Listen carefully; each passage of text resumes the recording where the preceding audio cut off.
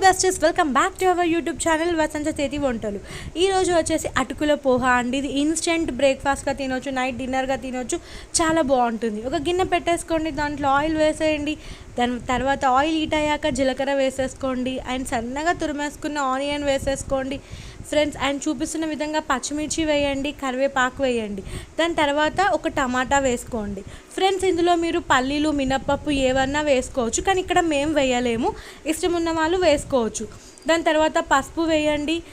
కొంచెం అన్నీ మంచిగా దోరగా వేగాక ఒకసారి అన్నీ మిక్స్ చేసేసుకోండి.